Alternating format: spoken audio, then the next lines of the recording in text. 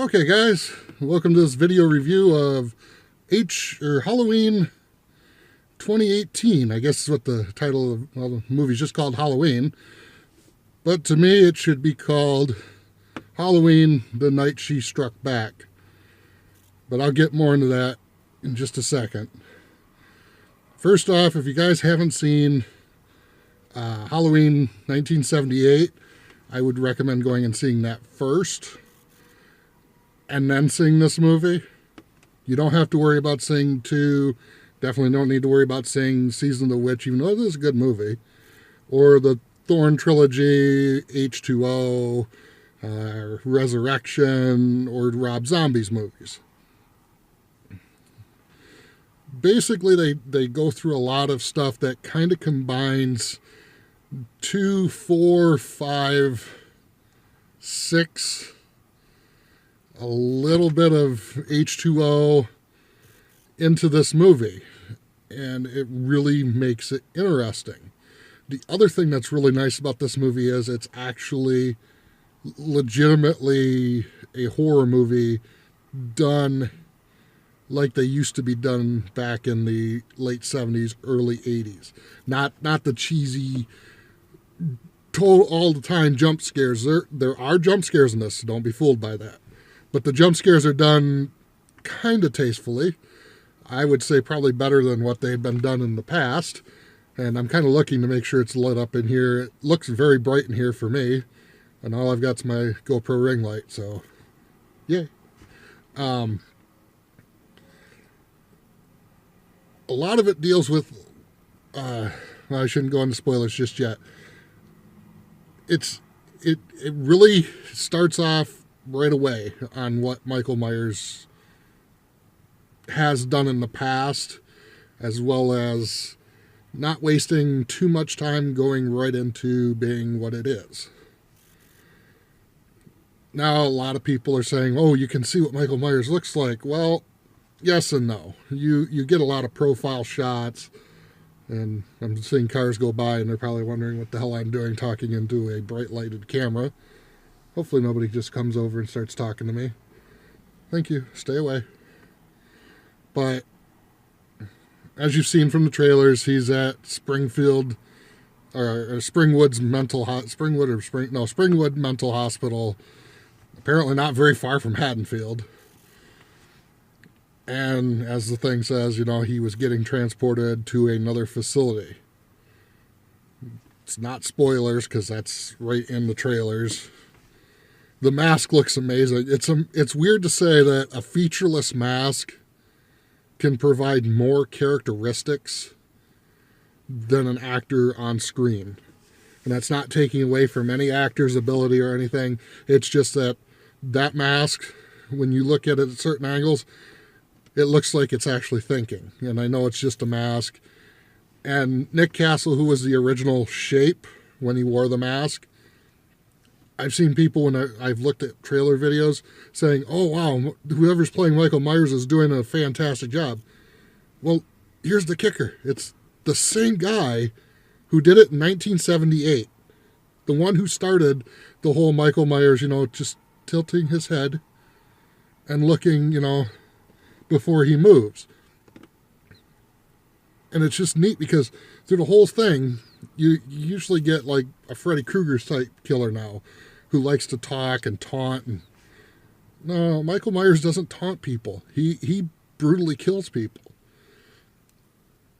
Now, some of the kills are done right off screen or in the background. You don't actually really see them until someone discovers the body. And I think that's what's missing from a lot of today's horror movies, is that you see everything when they kill someone. I mean, if they slice open their stomach, they're pulling out intestines. And to me, that takes away from the effect of, like, if you're watching behind me and someone all of a sudden is being beaten with a crowbar or a hammer, but you don't hear it. You just see something going on in the background. Then, like, a few minutes later, oh my God, there's a dead body. What's going on? Well, it's just, to me, that makes a horror movie better. Jump scares are hit and miss. I don't like jump scares in a lot of movies. The fewer the better. And in this one, they do it right. They don't use very many jump scares or even jump scare fake outs. The one thing that bothered me a little bit is that they overused the name Michael Myers. In the original 1978 film, 3 times he was called Michael Myers. In the whole hour-and-a-half movie, that was it. And the 3 times were twice by his sister and once by the father. After that, he was evil, or him, or other pronouns relating to him. The evil is gone, if you remember Dr. Loomis saying that. The evil's gone from here. And it's, to me, that they've tried to make Michael Myers kind of human, I guess would be the word.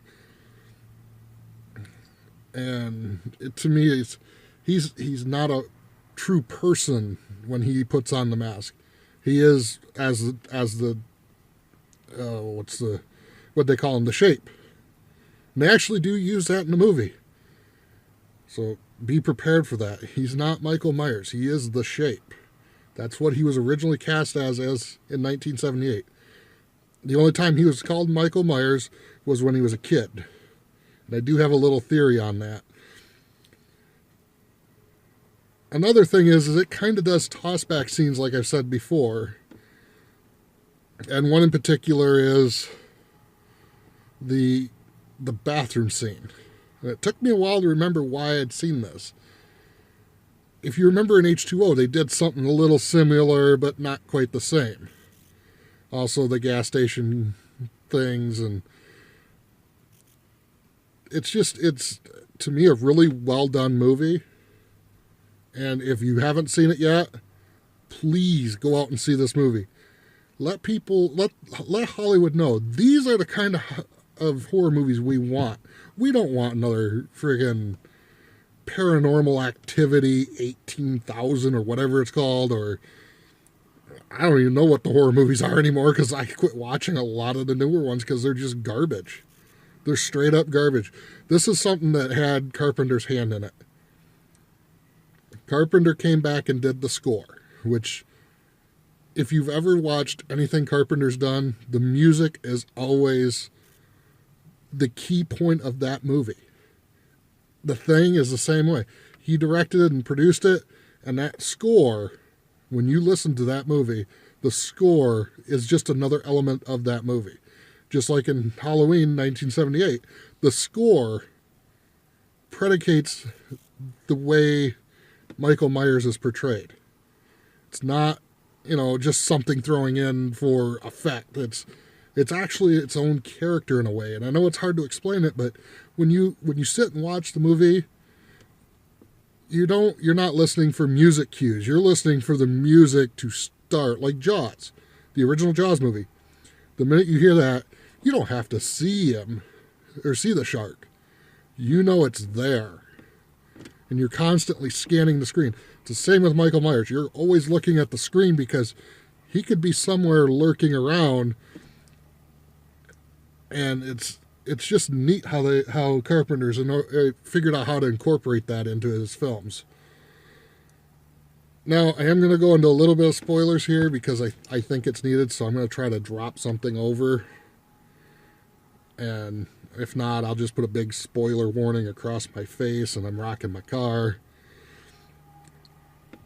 It's not really overly spoilery. I'm not going to spoil the ending of the movie for anybody. I'm just going to kind of spoil some key moments in the movie that I thought were interesting, but won't really give away a lot. And one of those, if you remember in the 1978 movie, I'll try to overlay a little picture up here or over here of the shot I'm talking about, where Michael Myers, you see that silhouette of his mask just lit up, nothing else, it's all shadow. They did the same kind of shot, but this time with Laurie Strode. And I thought that was amazing because it's just like, all right, now you're showing that she's not afraid of him she's afraid of him, but not afraid of him in a sense of, oh no, he's here. It's, okay, he's here, time to kick ass. The other thing that kind of seemed weird in a way is there was a lot of callbacks, like I said, especially in the first movie. I wish I could remember the kid's name. It's the little kid that you see laying in the bed in the one trailer, and he asks the babysitter to go close the door. That kid should get an Oscar for comedy, because he was on point funny. And I hate to say it, in a horror movie, I laughed. Not because it was silly or stupid. It's legitimately a kid scared out of his freaking mind. And it's just like, he wants to help. But at the same time, he's like, oh crap, I'm going to die. And this brings me to one other spoiler, and I hate to do it. Oh, I really don't want to do it. Let me take a drink. Oh, yeah, I refilled my soda before I left. I'm sorry if I have a head cold. And sorry if you can hear noise in the background. I have the window down so I don't fog out my windows. There's one other kid in this movie, and what Michael Myers does to him legitimately made me say, oh damn. And when you get to that scene, you'll know why. Now, I'd always been under the presumption that Michael Myers doesn't kill kids. I'm wrong. I am way wrong. He doesn't care. One other little spoiler, and that's when the doctor from Springwood, I want to say elementary, and that's not the word I want. Sanitarium. No, not sanitarium. We'll say sanitarium because I know it's wrong. And I've already said it twice. When he meets Laurie Strode, she looks at him and goes, oh, you're the new Loomis. I keep looking behind me because I'll put this out there is that the original Halloween movie, to me, is one of the more scary movies. Not because it's overly violent, because honestly, in that movie, they didn't use any blood. The only time that there was a little bit of blood, and that's when he killed his older sister in the beginning. The rest of the movie, there is no blood anywhere. And I think what the scariest part about that to me is that, barring the ending of the movie, of course, that could be almost anything that could happen on any Halloween night. And this brought it right back to, crap, here's this guy, well over 6'3", probably about 240. Not as massive as the guy they used in Rob Zombie's Halloween. But it's not the presence, it's just the stature of the guy. Because he's lean, he's not broad and humongous. He doesn't look like a giant walking down the street. He looks like an ordinary guy who just doesn't say anything and proceeds to stabby, stabby, stabby. Or crush. Or curb stomp. But, I mean, I know there's going to be people out there that nitpick this movie over every little detail, about how inhumanly strong he is. I've seen people that are a lot smaller than me do things that make me wonder, are they on drugs or what? But, I mean, yeah, there's times where it's kind of comical to watch him do the things that he does.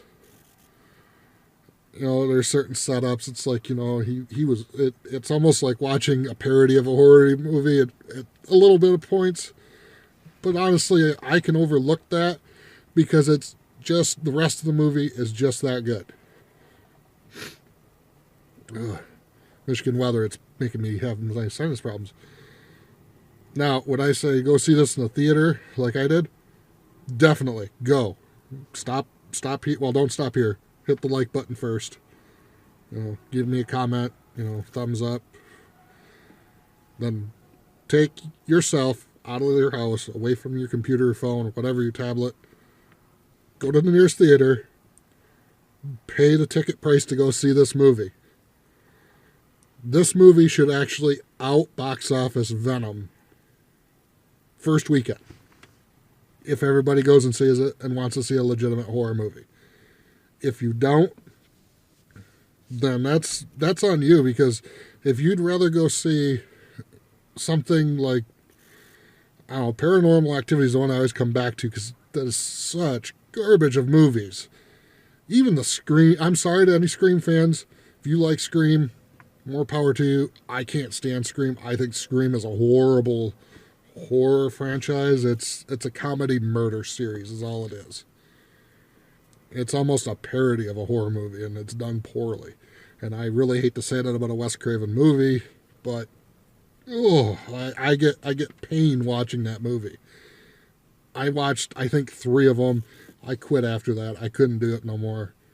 I don't even know how many there are now, if there's 5 or 6 or 4 or 8. I know there's at least 4 Paranormal Activity movies. I seen them. I laughed. I don't know where people think that this is scary. But you want to see something scary, I'm telling you, Halloween, this new Halloween movie is probably one of the more scarier movies I've seen in a long time. And it's not, a jump scare. It's actually like, oh crap, he's back there behind you.